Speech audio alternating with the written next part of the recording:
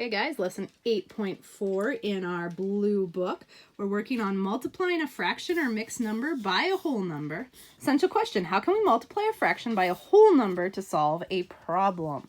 So we're going to take a look at our first problem. Christina is planning a dance routine. At the end of each measure of music, she will make a 1 1/4 turn. How many turns will she make after the first 3 measures of music? Okay, we're going to take a look. Important information. 1/4 turn after each measure of music, and we have 3 measures of music. So it's going to walk us through this example. You can multiply a mixed number by a whole number. So 3 times 1 1/4, because she's doing a 1 1/4 turn for each measure, and there are 3 measures. So 3 times 1 1/4 is the same as or equal to 3 times. How could we make 1 1/4 into just a fraction?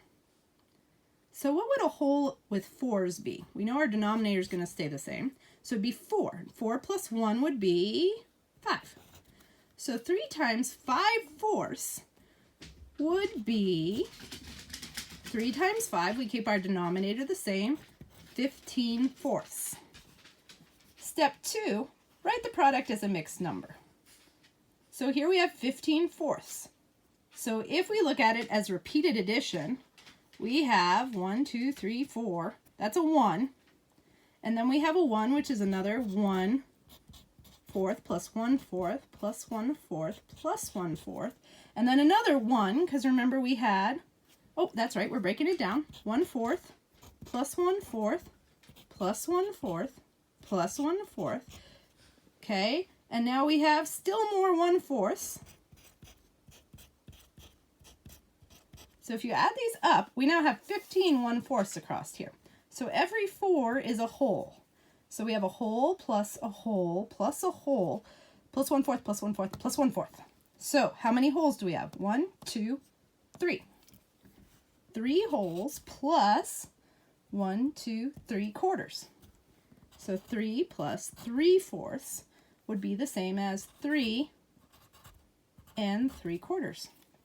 So Christina will make 3 3/4 turns. If you multiply 3 times 1/4, I'm down here, sorry guys. Number 1, if you multiply 3 times 1/4, is the product greater than or less than 3? Explain. Well, I'm going to take a look. 3 times 1/4. What do you guys think? First, I'm going to solve it. I know that my denominator is going to stay the same. Sorry about the camera wiggling. My dog over here is pawing at my arm. He wonders. Okay, so back to our work. We've got a denominator here. 3 times 1 is 3. So if we take a look at 3/4, is that greater than or less than 3? Here's our answer, 3/4.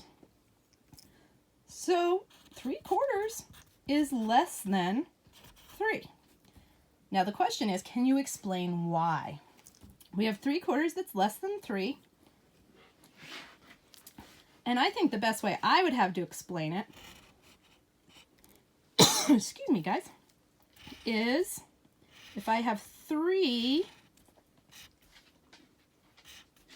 1/4 strips, not the greatest drawing ever, but I would have 3/4. I'm adding my 3/4 together. 1/4 3 times. Explain how you can tell that 3 times 1 1/4 is greater than 3 without finding the exact product. Well, I could break it up, and I know that 3 times 1 and what was it, 1/4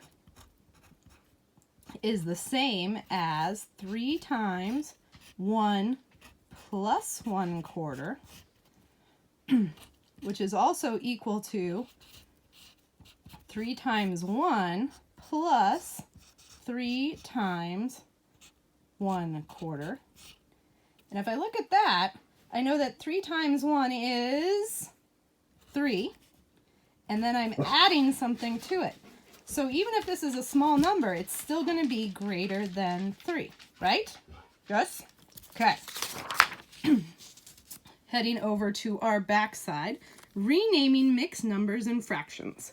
You can use multiplication and division to rename fractions and mixed numbers. So if we look here, write 8 1/5 as a fraction. So 8 1/5 is equal to 8 plus 1/5. So that would be the same as 8 times 1, right? Well, because 8 times 1 would be 8 plus 1/5. So 8 times 1, how could we rename 1? What do you guys think? Well, I'm going to do, because I have fifths, I'm going to do fifths. So 1 would be equal to 5/5. So 8 times 5/5, we know that our denominator is going to stay the same, so we leave it as a 5, and 8 times 5 is 40. So we've now changed 8 into a fraction with the same denominator. So we have 40/5 plus 1/5. So 40/5 plus 1/5 would equal 41/5. Okay, now we're going to look over here. Write 32/5 as a mixed number. Ooh, that's a big fraction. Find how many groups of 5 5s are in 32/5. So we're going to divide 32 by 5. Does 5 go into 3? Nope. Does 5 go into 32? Yeah, how many times? 6. 5 times 6 is 30. 32 minus 30 gives us 2. And so our remainder is 2. 6, remainder, 2. Okay, the remainder here is going to be the number of fifths left over. So we have 6 groups of 5 with 2 left over, so 2/5.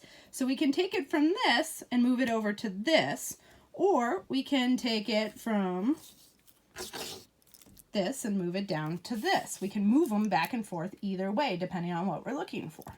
So let's do our try this. Find 5 times 2 2/3. 5 times 2 2/3 is equal to 5 times, and it says we're going to write 2 2/3 as a fraction. So I know that 3 is going to be my denominator. And how many are in a whole? There would be 3/3 in a whole, and so for there to be 2 wholes, that would be 6/3, right? And then we add 2 onto that, so it'd be 5 times 8/3. And 5 times 8/3, we keep the same denominator. 5 times 8 is 40, for those of you keeping track. So 40/3, it's kind of hard to see in the pencil there. Okay, now we're going to divide the numerator by 3. So I'm going to go ahead and sketch it out the way they had it over here. 40 divided by 3. So 3 goes into 4 once. 3 goes into 10 3 times. 3 times 3 is 9. So my remainder is 1. So my answer would be 13 1/3.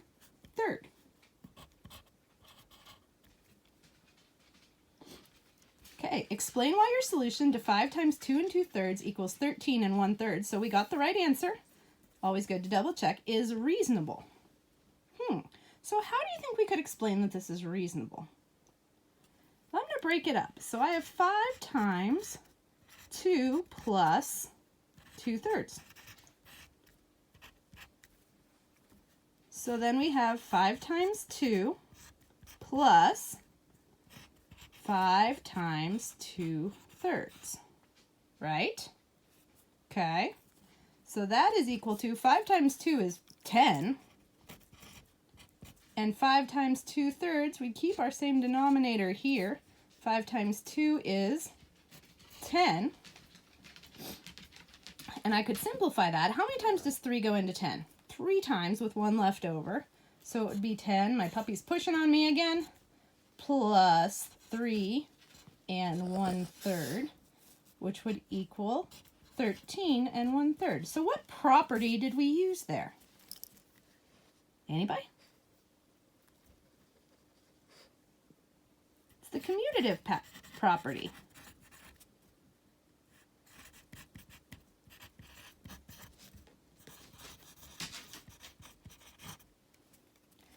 that allows us to, commutative, oh my goodness, commutative.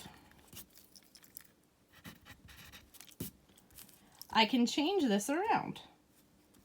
So I use that, and I also used what other property? Associative.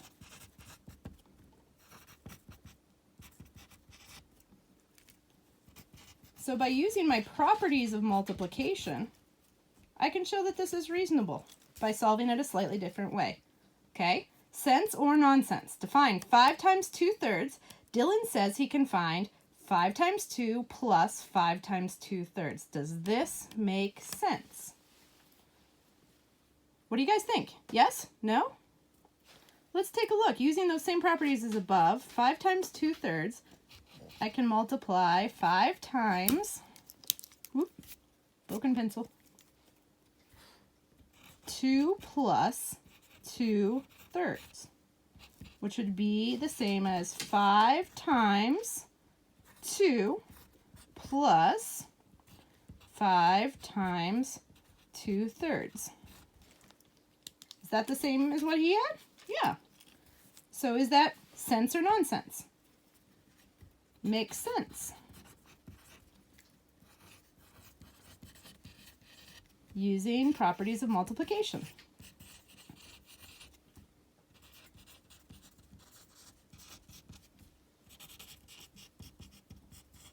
I know it's a lot of writing. Not the fastest writer in the world. Okay. We're going to go on to our share and show. We've got a few problems. I'm just going to do number 1 and number 2 for you guys. You are going to complete the rest on your own and then finish the page front and back. We'll go over those answers tomorrow. So let's take a look at this one. 2 times 3 2/3. So we're going to take this and turn it into a fraction. I know that thirds is my denominator. Let's see, 3. If it was 3/3, 3 of them would be 9/3 plus 2 is 11. So 2 times 11/3. I'm going to keep my denominator the same. 2 times 11 is 22, right? And then 22 divided by 3. There's a number that gets us pretty darn stinking close. You know what that number is? What times 3 equals close to 22? 7. 3 times 7 is 21. So we have 7 remainder 1. So we're going to have 7 and 1/3. Okay. Number 2. Write the product as a mixed number, so a number just like up here. 6 times 2/5. I'm actually going to write it down here. 6 times 2/5 equals, because I know that I'm going to keep my fifths. 6 times 2 is 12. So then I'm going to have to make a mixed number, which means whole numbers and fractions. So I'm going to do 12 divided by 5. You can probably do this in your head, but if you need to write it out, that's fine. 5 times what is close to 12? 5 times 2 is 10, with a remainder of 2. So I'm going to have 2 and 2/5. Good job. All right, you guys are going to finish the rest of these problems on your own, and we'll go over them tomorrow. Hope you're having a great day.